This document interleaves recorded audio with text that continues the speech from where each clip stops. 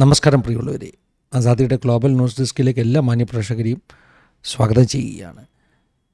ഇന്ന് പറയാൻ പോകുന്ന വാർത്ത വളരെ ഹൃദയഭേദകമാകുന്ന ഒരു അനുഭവമാണ്. വിധവമാർ മാത്രമുള്ള ഗ്രാമം അല്ല, ഗ്രാമങ്ങൾ എന്ന് പറയേണ്ടിയിരിക്കുന്നു. സത്യമാണ് പറഞ്ഞത്, നിങ്ങൾ കേട്ടത് സത്യമാണ്. വിധവമാർ മാത്രം, അവരുടെ ഭർത്താക്കന്മാർ കൊല്ലപ്പെട്ടിരിക്കുന്നു. അങ്ങനെ ഏതെങ്കിലും ഗ്രാമമുണ്ടോ, സ്ഥലമുണ്ടോ? അതായത് ആ ഗ്രാമത്തിലെ എല്ലാ വീട്ടിലും ആരെങ്കിലുമൊക്കെ പുരുഷന്മാർ കൊല്ലപ്പെട്ടിരിക്കുന്നു. ഭാര്യമാർ വിധവമാരായി മാറിയിരിക്കുന്നു. വിധവമാർ മാത്രമുള്ള ഗ്രാമമെന്ന് കേട്ടപ്പോൾ പലപ്പോഴും ആളുകൾ നെറ്റിച്ചുളിച്ചു. അങ്ങനെ ഉണ്ടാകുമോ എന്ന് ചോദിച്ചു. ചാനൽ 4 എന്ന് പറയുന്ന ഒരു ഇൻ്റർനാഷണൽ മീഡിയ ഈ വാർത്ത സത്യമാണോ എന്നറിയുവാൻ അന്വേഷിച്ച് ഇറങ്ങി.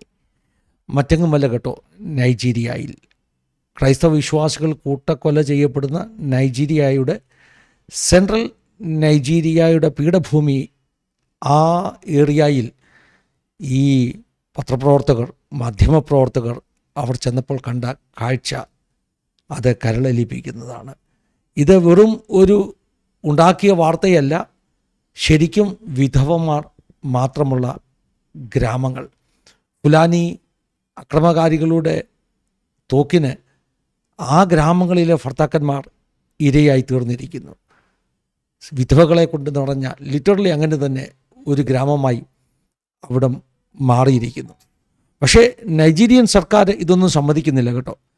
നൈജീരിയൻ സർക്കാർ പറയുന്നത് ഈ ഫുലാനി അക്രമകാരികൾ അവർ മുസ്ലിം അക്രമകാരികളാണ്. പക്ഷേ സർക്കാരിൻ്റെ പക്ഷം ഇത് റിലീജിയസ് പീഡനമൊന്നുമല്ല, ഇത് മറ്റ് പല കോമ്പറ്റീഷൻ, മറ്റ് പല പ്രശ്നങ്ങൾ നിമിത്തം, ഇഷ്യൂസ് നിമിത്തം ഉണ്ടാകുന്ന ആക്രമണങ്ങളാണ് എന്ന് പറഞ്ഞ് നൈജീരിയൻ സർക്കാർ കൈ കഴുകുകയാണ്. എന്താണെങ്കിലും ലോകത്തിൽ ഈ 21-ാം നൂറ്റാണ്ടിലും ഇങ്ങനെയുള്ള സ്ഥലങ്ങൾ ഉണ്ടല്ലോ എന്ന് കേൾക്കുമ്പോൾ ഹൃദയത്തിൽ വലിയ വേദനയുണ്ടാകുകയാണ്. പ്രാർത്ഥിക്കാം. നൈജീരിയയിൽ മാത്രമല്ല, ലോകത്തിൻ്റെ വിവിധ ഭാഗത്ത് ഈ സുഡാനിലുണ്ടാകുന്ന യുദ്ധങ്ങളും ക്രൈസ്തവ പീഡനങ്ങളുമൊക്കെ അവസാനിക്കുമെന്നൊക്കെ ഈ അടുത്ത സമയത്ത് വാർത്തയൊക്കെ കേൾക്കുന്നു. ഇതിനൊക്കെ ഒരു അവസാനം വരണം. ലോകത്തിലെവിടെ ഏത് ആളുകൾ പീഡിപ്പിക്കപ്പെട്ടാലും അടിച്ചമർത്തപ്പെട്ടാലും അവർക്കൊക്കെ ഒരു വിമോചനം ആവശ്യമാണ്. വേദപുസ്തകം എന്നും വിമോചനത്തിൻ്റെ കഥയാണ് പറഞ്ഞിട്ടുള്ളത്.